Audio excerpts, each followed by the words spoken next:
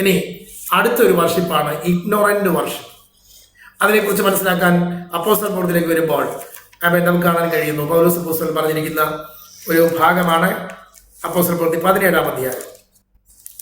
അതിൻ്റെ 22 മുതലുള്ള വാക്യങ്ങൾ വായിക്കുന്നു.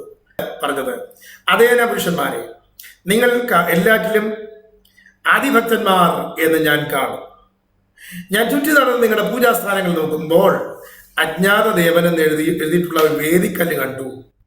എന്നാൽ നിങ്ങൾ അറിയാതെ പൂജിക്കുന്നത് കൊണ്ട് തന്നെ ഞാൻ നിങ്ങളോട് അറിയിക്കുന്നു, ലോകവും അതിലൊക്കെയും ഉണ്ടാക്കിയ ദൈവവും സ്വർഗത്തിനും ഭൂമിക്ക് നാഥനാകൊണ്ട് കൈപ്പണിയായ ക്ഷേത്രങ്ങളിൽ വാസം ചെയ്യുന്നില്ല.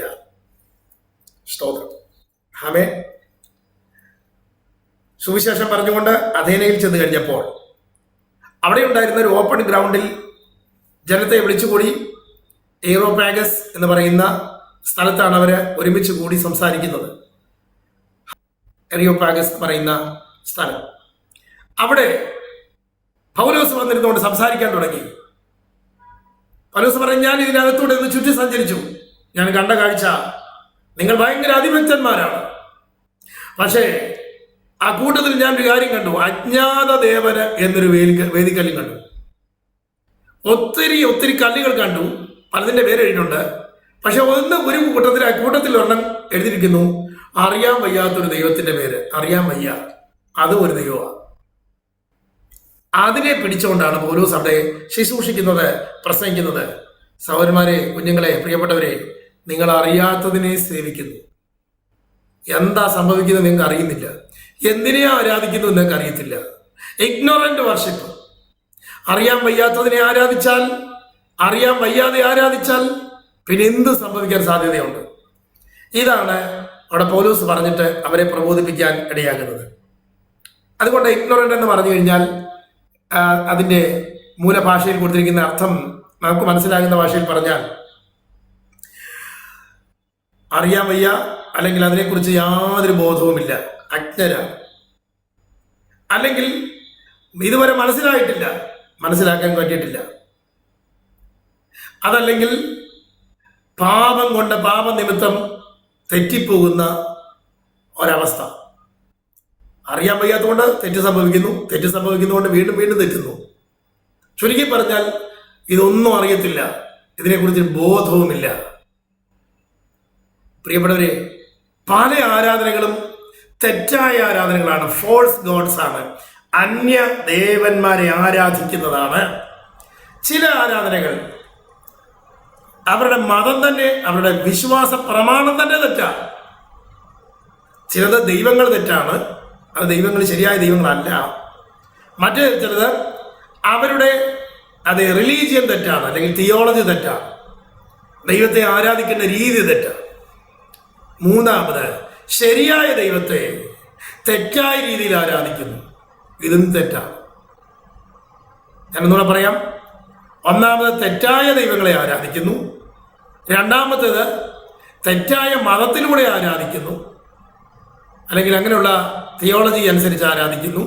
മൂന്നാമത്തേത്, ശരിയായ ദൈവത്തെ തെറ്റായ രീതിയിൽ ആരാധിക്കുന്നു. ഇതെല്ലാം ഇഗ്നോറന്റ് വർഷിപ്പിനകത്ത് വരുന്നതാണ്. കർത്താവേ, ഞാൻ ഈ സത്യത്തിലേക്ക് വന്നിട്ട് സത്യദൈവത്തെ ശരിയായിട്ടാണോ ആരാധിക്കുന്നത്, ശരിയായ ബഹുമാനം ഞാൻ കൊടുക്കുന്നുണ്ടോ എന്നറിയുന്നതിന് വേണ്ടിയാണ്. മൂന്നാമത്തേത്, കൊലോസ് ലേഖനത്തിൽ നമ്മൾ കാണുന്നു. കൊലോസ് ലേഖനം അത് 2-ാം അധ്യായം 20 മുതലുള്ള വാക്യങ്ങൾ വായിക്കുന്നു. 2-ാം അധ്യായം 20 മുതലുള്ള വാക്യങ്ങൾ. നിങ്ങൾ ക്രിസ്തുവിനോട് കൂടെ ലോകത്തിന്റെ ആദ്യ പാഠങ്ങൾ സംബന്ധിച്ച് മരിച്ചുവെങ്കിൽ ലോകത്തിൽ ജീവിക്കുന്നവരെ പോലെ മാനുഷിക കൽപ്പനകൾക്കും ഉപദേശങ്ങൾക്കും അനുസരണമായി പിടിക്കരുത്, രുചിക്കരുത്, തുടരുത് എന്നുള്ള ചട്ടങ്ങൾക്ക് കീഴ്പ്പെടുന്നത് എന്താ? ഇതെല്ലാം വിയോഗത്താൽ നശിച്ചു പോകുന്നത്രേ. ഇതൊക്കെയും സ്വേച്ഛാരാധനയിലും. കണ്ടോ ആ പദം കണ്ടോ? 23-ാമത്തെ വാക്യത്തിലാണ് മലയാളത്തിൽ എഴുതിയിരിക്കുന്നത്. സെൽഫ് ഇമ്പോസ്ഡ് റിലീജിയൻ, സ്വയ ആരാധന, സ്വേച്ഛ ആരാധന. സ്തോത്രം. അതാണ് വിൽ വർഷിപ്പ് എന്ന് പറയുന്നത്. എന്ന് പറഞ്ഞാൽ നമ്മൾ തന്നെത്താൻ അങ്ങ് ആരാധനാ രീതി ഉണ്ടാക്കുക. എന്റെ ഇഷ്ടപ്രകാരം ഞാൻ ആരാധിക്കും, ആരാ ചോദിക്കാൻ? ഇതാണ് ഈ ചിന്താഗതികൾ പിന്നെ ഇരിക്കുന്നത്. സ്വേച്ഛാരാധന, ഇഷ്ടം പോലെ ആരാധിക്കുക. ഇഷ്ടം പോലെ ആരാധിച്ചാൽ വലിയ അപകടം ഉണ്ടാകും. സാധാരണഗതിയിൽ ഭൂതങ്ങളെ ആരാധിക്കുന്നവർ ഓരോ ഡീറ്റി, ഓരോ മൂർത്തികളുണ്ട്. ആ മൂർത്തികൾക്ക് ഇഷ്ടമുള്ള രീതി വേണം ആരാധിക്കുക, ഇല്ലെങ്കിൽ തട്ട് കിട്ടും. അതവർക്കറിയാം. അതുകൊണ്ട് അതിനെ സന്തോഷിപ്പിക്കാൻ വേണ്ടി, പ്രീണിപ്പിക്കാൻ വേണ്ടി എന്തോ ചെയ്യണമെന്ന് ആ മൂർത്തികളെ ആരാധിക്കുന്ന ആരാധകർക്കറിയാം. എന്നാൽ സത്യദൈവത്തെ ആരാധിക്കാൻ കടന്നു വരുന്ന ദൈവമക്കൾക്ക് പലപ്പോഴും സംഭവിക്കുന്ന ഒരു കുഴപ്പം, ഞാൻ ആരാധിക്കും, ആര് ചോദിക്കാൻ, ഞാൻ ആരാധിക്കുന്നുണ്ടല്ലോ എന്നൊരു അഹംഭാവം, സ്വയാരാധന അല്ലെങ്കിൽ സ്വേച്ഛാരാധന. അതിനകത്ത് ദൈവം പ്രസാദിക്കുകയല്ല ചെയ്യുന്നത്. ദൈവത്തെ ആരാധിക്കുന്നെങ്കിൽ അതിൻ്റെ ചിട്ടവട്ടങ്ങളുണ്ട്, അത് മനസ്സിലാക്കി വേണം ആരാധിക്കാൻ. അതുകൊണ്ട് സെൽഫ് ഇമ്പോസ്ഡ് അല്ലെങ്കിൽ സ്വയമായി ചിന്തിച്ച് കൊണ്ടുവരുന്ന ആരാധന ദൈവത്തിന് വേണ്ട. ഇപ്രകാരം പറയാറുണ്ട്, കുഷ്ഠരോഗിയായ ഒരു മനുഷ്യൻ അവന്റെ കയ്യിൽ വെച്ചുകൊണ്ട് മാമ്പഴം മുറിച്ചു തന്നാൽ നമ്മൾ ആരും കഴിക്കത്തില്ല, അവന്റെ കയ്യിൽ മുഴുവൻ കുഷ്ഠമാണ്. ഇതുപോലെ തന്നിഷ്ടക്കാരനായ ഭാവിയായ ഒരു മനുഷ്യൻ തന്റെ ഹിതപ്രകാരം ഒരു ആരാധന ദൈവത്തിന് കാഴ്ചവെച്ചാൽ ദൈവം അത് സ്വീകരിക്കത്തില്ല. ദൈവത്തിന് അത് വേണ്ട. നമ്മുടെ ബഹളമല്ല ദൈവത്തിന് വേണ്ടിയത്, നമ്മുടെ പുറമെ കാണിക്കുന്ന ഒരു പ്രകടനവുമല്ല ദൈവത്തിന് വേണ്ടിയത്. നമ്മയാണ് ദൈവത്തിന് വേണ്ടിയത്, നമ്മുടെ സമർപ്പണമാണ് ദൈവത്തിന് വേണ്ടിയത്. അതുകൊണ്ട് ദൈവം അതിൽ സന്തോഷിക്കാതെ പോകുന്നു. ഒരാരാധന കഴിഞ്ഞ് കായീനും ഹാബേലും, കായീൻ തന്റെ ഇഷ്ടപ്രകാരം ആരാധിച്ചു, ഹാബേലോ പ്രമാണപ്രകാരം ആരാധിച്ചു. രക്തം ചൊരിഞ്ഞ് ആരാധിക്കാൻ തീരുമാനിച്ചു. അവൻ കേട്ട, പിതാവിൽ നിന്ന് കേട്ട, മാതാവിൽ നിന്ന് കേട്ട ആ സത്യം അറിഞ്ഞ് ആരാധിക്കാൻ തീരുമാനിച്ചു. രക്തം ചൊരിഞ്ഞിട്ടല്ലാതെ വിമോചനമില്ല. അവന്റെ ഹൃദയം ദൈവസന്നിധിയിൽ ശരിയായ സമർപ്പണത്തോടു കൂടിയായിരുന്നു. അതുകൊണ്ട് അവന്റെ ആരാധനയിൽ ദൈവം പ്രസാദിച്ചു. എന്നാൽ കായീനോ തന്റെ ഇഷ്ടപ്രകാരം ആരാധിച്ചു, സ്വയ ആരാധന ആരാധിച്ചു. എന്നിട്ട് കാത്തിരിക്കുക, ദൈവം അനുഗ്രഹിക്കുന്നത് കാണാൻ പറ്റില്ല, സാധിക്കുന്നില്ല. റിസൾട്ട് അപ്പോഴേ വന്നു. എന്താണ്? ദൈവം ഹാവേലിലും അവന്റെ ആരാധനയിലും പ്രസാദിച്ചു, കായീനിലും അവന്റെ യാഗത്തിലും പ്രസാദിച്ചില്ല. അതുകൊണ്ട് സംഭവിച്ചത്, ആ ആരാധകൻ, ഒന്നാമത്തെ ആരാധകൻ ഒരു കൊലപാതകയായി തീർന്നു. ആദ്യമായി ആരാധന ഇൻസ്റ്റാൾ ചെയ്തത് അല്ലെങ്കിൽ ഇൻസ്റ്റിറ്റ്യൂട്ട് ചെയ്തത് കായീനാണെന്ന് നമുക്ക് പറയാൻ പറ്റും ബൈബിളിന് പ്രകാരം. നമുക്ക് ആരാധിക്കാമെന്ന് പറഞ്ഞവനും കായീന. ഹാവേൽ കൂടെ പോയത് മാത്രമേ ഉള്ളൂ. ദൈവപ്രമാണം ആദ്യം കേട്ടതും കായീന. ആദ്യമായി ആ കുടുംബത്തിൽ ജനിച്ചതും കായീന. എല്ലാത്തിനും ആദ്യജാതന് വരുന്ന സകല അനുഗ്രഹം വരേണ്ടതും കായീന് വേണ്ടിയാണ്. പക്ഷെ അവൻ പറഞ്ഞു, എന്റെ ഇഷ്ടമനുസരിച്ച് ഞാൻ ആരാധിക്കും. അത് വന്ന നഷ്ടം, വരുത്തിയ നഷ്ടം, ആദ്യത്തെ കുലപാതകനെ ലോകത്തിന് അവന് സമ്മാനിച്ചു. അവന്റെ രക്തം ഭൂമിയിൽ വീണു ഭൂമി ശപിക്കപ്പെടുവാനിടയായി. അവൻ വല്ലാത്ത ഒരു നിലവാരത്തിലെത്തിയത് നമുക്ക് കാണുവാനായിട്ട് കഴിയുന്നുണ്ട്. ആരാധന പാളിപ്പോയാൽ വലിയ വില കൊടുക്കേണ്ടി വരും. അടുത്തൊരു തെറ്റായ ആരാധനയാണ് ക്രീച്ചർ വർഷിപ്പ്, അല്ലെങ്കിൽ സൃഷ്ടികളെ ആരാധിക്കുന്ന ആരാധന. അതിനെക്കുറിച്ച് നമുക്ക് കാണാൻ കഴിയുന്ന പൗലോസ് അതിനെക്കുറിച്ച് പഠിപ്പിക്കുന്നു. റോമാലേഖനത്തിൽ 1-ാം അധ്യായം 24 തുടങ്ങിയുള്ള വാക്യങ്ങളിൽ ഈ സൃഷ്ടികളെ ആരാധിച്ചാൽ അതിനെക്കുറിച്ച് വായിക്കുന്നു. 1-ാം അധ്യായം 24 മുതൽ. അതുകൊണ്ട് ദൈവം അവരെ തങ്ങളുടെ ഹൃദയങ്ങളിൽ മോഹങ്ങളിൽ സ്വന്തം ശരീരങ്ങളെ തമ്മിൽ അവമാനിക്കേണ്ടതിന് അശുദ്ധിയിൽ ഏൽപ്പിച്ചു. 25-ാമത്തെ വാക്യം, ദൈവത്തിന്റെ സത്യം അവർ വ്യാജമാക്കി മാറ്റിക്കളഞ്ഞു, സൃഷ്ടിച്ചവനേക്കാൾ സൃഷ്ടിയെ ഭജിച്ചു, ആരാധിച്ചു. എന്നാൽ പൗലോസ് പറയുന്നു, അവൻ എന്നേക്കും വാഴ്ത്തപ്പെട്ടവനാമേൻ. 23-ാമത്തെ വാക്യത്തിൽ വായിക്കുന്നു, ജ്ഞാനികൾ എന്ന് പറഞ്ഞുകൊണ്ട് അവർ മൂഢരായിപ്പോയി. അക്ഷയനായ ദൈവത്തിന്റെ തേജസ്സിനെ അവർ ക്ഷയമുള്ള മനുഷ്യൻ, പക്ഷി, നാൽക്കാലി, ഇഴജാതി എന്നിവയുടെ സ്വരൂപ സദൃശമാക്കി മാറ്റി അവയെ കൊണ്ടിട്ട് ആരാധിച്ചു. അപ്പോൾ സൃഷ്ടിക്കപ്പെട്ട സാധനങ്ങളെ ആരാധിക്കുക. നമ്മൾ കണ്ടില്ലേ, ചില ആൾക്കാരൊക്കെ നല്ല പുതിയ വാച്ച് വാങ്ങിച്ചു അതിന് മുത്തം കൊടുക്കുന്ന കാണിച്ചിട്ട്, പുതിയ മൊബൈൽ ഇങ്ങോട്ട് വാങ്ങിച്ചു നല്ല ഒത്തിരി വിലപ്പെട്ട ഒരു മൊബൈൽ വാങ്ങിച്ചിട്ട് അതിന് ഉമ്മ കൊടുക്കുക, പുതിയ കാർ വാങ്ങിച്ചിട്ട് അതിന് ഉമ്മ കൊടുക്കുക. സാധനങ്ങളെ സ്നേഹിക്കുന്നവരുണ്ട്, അതിന് ദൈവത്തിന് സ്ഥാനം കൊടുക്കുന്നവരുണ്ട്, പണത്തെ ഉമ്മ വയ്ക്കുന്നവരുണ്ട്, കിട്ടുന്ന ശമ്പളത്തെ ഉമ്മ വയ്ക്കുന്നവരുണ്ട്. അതിലെടുത്ത് വെളിക്കളയണമെന്നല്ല ഞാൻ പറയുന്നത്. പക്ഷേ അതിന് കൊടുക്കേണ്ട സ്ഥാനം മാത്രമേ കൊടുക്കാവൂ. കൊടുക്കേണ്ടത് ആരാധന കൊടുക്കേണ്ടത് ആർക്ക്? സൃഷ്ടിതാവായ ദൈവത്തിന് വേണം കൊടുക്കാൻ. ഇല്ലെങ്കിൽ ബുദ്ധി നഷ്ടപ്പെട്ടു പോകുമെന്നാണ് ഇവിടെ നമ്മൾ വായിക്കുന്നത്. സ്വയബുദ്ധി നഷ്ടപ്പെട്ടു പോകും. ദൈവത്തിന് കൊടുക്കേണ്ട ബഹുമാനം കൊടുത്തില്ലെങ്കിൽ വലിയ ആപത്ത് വന്ന് നേരിടും. മടങ്ങി വരാൻ കഴിയത്തില്ല. നികൃഷ്ട ബുദ്ധിക്ക് ദൈവം ഏൽപ്പിച്ചു കളയും. സ്തോത്രം. അതിന് ബാക്കി പത്രമാണ് ഇവിടെ കാണാൻ കഴിയുന്നത്. ഓരോ മൃഗങ്ങളെ ആരാധിക്കുക, ഇഴജാതികളെ ആരാധിക്കുക, പക്ഷികളെ ആരാധിക്കുക, അങ്ങനെയൊക്കെ ഓരോരുത്തർ ചെയ്യുന്നല്ലോ. നമ്മൾ ആരും അത് ചെയ്യുന്നില്ല.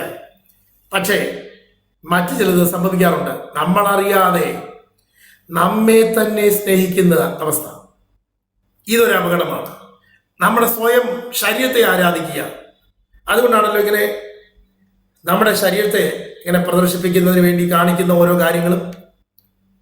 അതിനെ എങ്ങനെ എത്രത്തോളം ബൂസ്റ്റപ്പ് ചെയ്യാമോ അത്രത്തോളം ഭയങ്കരമായി. ഇന്ന് ഈ കാലഘട്ടത്തിലെ ഏറ്റവും വലിയ പ്രശ്നം അതാണ്. നമ്മെ തന്നെ സ്നേഹിക്കുന്ന ഒരവസ്ഥ, നമ്മെ തന്നെ ആരാധിക്കുന്ന ഒരവസ്ഥ, തൻ്റെ ശരീരത്തെ തന്നെ ആരാധിക്കുന്ന സ്വയം ആരാധകർ. നാർസിസിസ്റ്റിക് എന്ന് പറയുന്നു. നാർസിസിസ്റ്റിക്, തങ്ങളെ തന്നെ ആരാധിക്കുക, സ്നേഹിക്കുക. മറ്റേ വേറെ മനുഷ്യന്മാരെ ആരാധിക്കുന്നു. നമ്മളാരും സാധാരണ മനുഷ്യരെ ആരാധിക്കാനായിട്ട് അവിടെ പോകാറില്ല. അതിന് പകരം ചെയ്യുന്നൊരു കാര്യം, അറിയാതെ ഒരു പ്രസംഗകരെ നമ്മൾ ആരാധിക്കുന്നു, TV സ്റ്റാർസിനെ നമ്മൾ ആരാധിക്കുന്നു, മറ്റേലാണെങ്കിൽ മൂവി സ്റ്റാർസിനെ, സിംഗേഴ്സിനെ ഒക്കെ ആരാധിക്കുന്നവരുണ്ട്. സൃഷ്ടിക്കപ്പെട്ട ഒന്നിനെയും ആരാധിക്കരുത്. സൃഷ്ടിക്കപ്പെട്ട ഒന്നിനെയും ആരാധിക്കരുത്. ആരാധനയ്ക്ക് യോഗ്യൻ കർത്താവ് മാത്രമാണ്, ദൈവം മാത്രമാണ്. അതുകൊണ്ട് നമുക്ക് അവസാനമായി ട്രൂ വർഷിപ്പ്, ശരിയായ ആരാധന എന്താണ് എന്ന് നമുക്ക് നോക്കാം. യോഹന്നാന്റെ സുവിശേഷത്തിലേക്ക് ഞാൻ കടന്നു വരാൻ ആഗ്രഹിക്കുന്നു. നേരത്തെ പറഞ്ഞ വാക്യം അത് നമുക്ക് പലപ്പോഴും ഇനി ആവശ്യമുണ്ട്. കുറച്ചുകൂടി അതിന് ആഴത്തിൽ മനസ്സിലാക്കാൻ വേണ്ടിയാണ്. യോഹന്നാന്റെ സുവിശേഷം 4-ാം അധ്യായം അതിൻ്റെ 23 മുതൽ വാക്യങ്ങൾ വായിക്കട്ടെ. ഇങ്ങനെയാണ് വായിക്കുന്നത്: സത്യ നമസ്കാരികൾ പിതാവിനെ ആത്മാവിലും സത്യത്തിലും നമസ്കരിക്കുന്ന നാഴിക വരുന്നു, ഇപ്പോൾ വന്നുമിരിക്കുന്നു. തന്നെ നമസ്കരിക്കുന്നവർ ഇങ്ങനെയുള്ളവരായിരിക്കണം എന്ന് പിതാവ് ഇച്ഛിക്കുന്നു. ദൈവം ആത്മാവാകുന്നു. അവനെ നമസ്കരിക്കുന്നവർ ആത്മാവിലും സത്യത്തിലും നമസ്കരിക്കണം. ശമരിയ സ്ത്രീയോട് കർത്താവ് പറഞ്ഞ വാക്കുകളാണ്. ഒത്തിരി സംശയങ്ങളുമായി കർത്താവിൻ്റെ അടുക്കലേക്ക് വന്നു. കർത്താവിനെ ആരാധിക്കുന്നത് എങ്ങനെയാണ്, ആരാധിക്കുന്നത് എവിടെയാ എന്നാണ് അവൾ ചോദിച്ച ചോദ്യം. ആരാധിക്കുന്നത് എവിടെ ആരാധിക്കണം? യെരുശലേമിൽ ആരാധിക്കണമെന്ന് യഹൂദന്മാർ പറയുന്നു. ഈ ശമരിയ മലയിൽ ആരാധിക്കണമെന്ന് ഞങ്ങളുടെ ആൾക്കാർ പറയുന്നു. മശിഹ വരുമ്പോൾ സത്യം പറയുമെന്ന് ഞങ്ങൾ അറിയുന്നു. ആരാധനയ്ക്കൊരു സംശയമുണ്ട്. എവിടെ ആരാധിച്ചാൽ ദൈവം കേൾക്കും? എങ്ങനെ ആരാധിച്ചാൽ ദൈവം കേൾക്കും? കർത്താവ് പറഞ്ഞത് എവിടെ ആരാധിക്കണമെന്നല്ല, എങ്ങനെ ആരാധിക്കണം. സ്ഥലം ഒരു വിഷയമല്ല. എവിടെ ഇരുന്ന് വേണമെങ്കിലും ആരാധിക്കാം. പക്ഷേ ഹൃദയത്തിലെ ചിന്താഗതികൾ എങ്ങനെയായിരിക്കണം? ട്രൂ വർഷിപ്പ്, എങ്ങനെ ശരിയായ സത്യാരാധന എങ്ങനെ ആരാധിക്കണം? അതാണ് ഇവിടെ കാണുവാൻ കഴിയുന്നത്. പിതാവിനെ ആരാധിക്കണം, ആത്മാവിലും സത്യത്തിലും ആരാധിക്കണം. ഞാൻ അവിടെ നേരത്തെ ഓർപ്പിച്ചതുപോലെ spirit, in spirit and in truth എന്ന് പറയുന്ന സ്പിരിറ്റ് ആത്മാവിൻ്റെ കാര്യമല്ല, മറിച്ച് നമ്മുടെ ആത്മാവിൻ്റെ കാര്യമാണ്. കാരണം അത് സ്മോൾ ലെറ്റർ എഴുതിയിരിക്കുന്നത് ഞാനത് നേരത്തെ കാണിക്കാൻ ഇടയായിത്തീർന്നല്ലോ. സ്തോത്രം. അത് നമ്മുടെ ആത്മാവിൻ്റെ കാര്യമാണ്. നമ്മുടെ ആത്മാവ് അതിനകത്ത് വരണമെന്ന്, നമ്മുടെ അകത്തെ ചിന്തകൾ മുഴുവനും സമർപ്പിക്കപ്പെടണമെന്ന്, അപ്പോൾ തന്നെ സത്യത്തിൽ വേണമെന്ന്, ദൈവവചനത്തിന് അധിഷ്ഠിതമായിട്ട് വേണം ആരാധിക്കാൻ. സ്പിരിറ്റ് എന്ന് പറയുന്നത് ഞാൻ ഇവിടെ പറയാം, നമ്മൾ വളരെ നമുക്കൊരു ഭയങ്കര താല്പര്യത്തോടു കൂടെ വേണം. ഓരോ ഞായറാഴ്ചയും ദൈവത്തെ ആരാധിക്കാൻ കടന്നു പോകുന്നത് ആമേൻ എന്തേലും സംഭവിക്കട്ടെ, എങ്ങനെയും ആകട്ടെ എന്ന് പറഞ്ഞ് ഉഴപ്പിത്തല്ലി ആരാധിക്കരുത്. അപകടമാണ്. ഭയങ്കര ഒരു എക്സൈറ്റ്മെന്റിലായിരിക്കണം. ഇന്ന് കർത്താവ് എന്നോട് എന്താണ് പറയാൻ പോകുന്നത്, ഇന്ന് എന്റെ കർത്താവിനെ കാണാനായിട്ട് ഞാൻ പോവുകയാണല്ലോ. ആ ഭയങ്കര സന്തോഷത്തോടെ, ആകാംക്ഷയോടെ, പ്രതീക്ഷയോടുകൂടെ വേണം ദൈവസന്നിധിയിൽ ആരാധിക്കാൻ പോകാൻ. അതിനകത്ത് ഉള്ള പ്രാർത്ഥനകളും താല്പര്യങ്ങളും ആമേൻ. അങ്ങനെ ദൈവത്തിൻ്റെ വചനം പഠിച്ചും പ്രാർത്ഥിച്ചും ഒരുങ്ങിയും വേണം ആരാധനയ്ക്ക് കടന്നു പോകാൻ. തന്നെയുമല്ല, ദൈവവചനമാകുന്ന സത്യത്തിൽ അധിഷ്ഠിതമായിട്ട് വേണം ദൈവത്തെ ആരാധിക്കാൻ. സ്തോത്രം. എന്താണ് ദൈവം പറയുന്നത് അത് ചെയ്യാൻ താല്പര്യപ്പെട്ടുകൊണ്ടുള്ള ആരാധന. അതുകൊണ്ട് സ്തോത്രം, ആരാധന എന്ന് പറയുന്നത് എന്താണ്? Spirit and in truth. നമ്മൾ പഠിച്ചു, തെറ്റായ ആരാധന in vein worship. In vein worship വേണ്ട. സ്തോത്രം.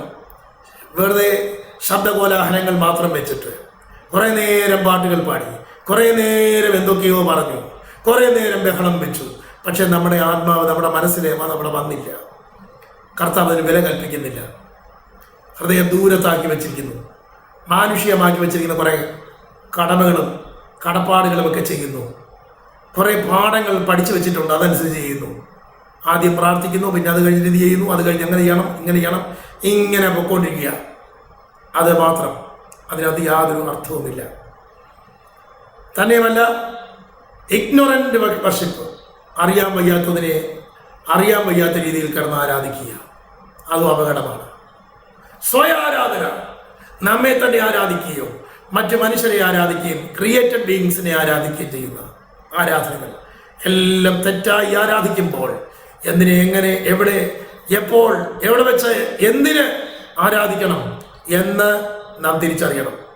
സ്തോത്രം. എന്തിനേയും ആരാധിക്കാൻ, എങ്ങനെ ആരാധിക്കണം എന്നറിയത്തില്ലെങ്കിൽ പിന്നെ എന്തിനേയും കയറി ആരാധിക്കാൻ ഇടയായിത്തീരും. സ്തോത്രം. അതുകൊണ്ട് ആമേൻ, ആരെ ആരാധിക്കണം? ഏതെങ്കിലും കണ്ണിൽ കണ്ടതിനെ കയറി ആരാധിക്കാൻ പറ്റത്തില്ല. നമ്മുടെ ആരാധന ഒരു സൂപ്പർമാനെ ആരാധിക്കുന്നതോ അല്ലെങ്കിൽ ഹൃദയത്തിനകത്ത് വെച്ചിരിക്കുന്ന ഏതെങ്കിലും ഒരു കാര്യം, ഒരു പ്രത്യേക മനുഷ്യനെയോ ഒരു വ്യക്തിത്വത്തെയോ അല്ല, ദൈവത്തെ തന്നെ കണ്ടാരാധിപ്പാൻ നമുക്കിടയായി തീരട്ടെ. ആരാധന ദൈവത്തിന് മാത്രം കൊടുക്കട്ടെ. ഒരു നിമിഷം കണ്ണടയ്ക്കാം, നമുക്ക് പ്രാർത്ഥിക്കാം. സ്തോത്രം.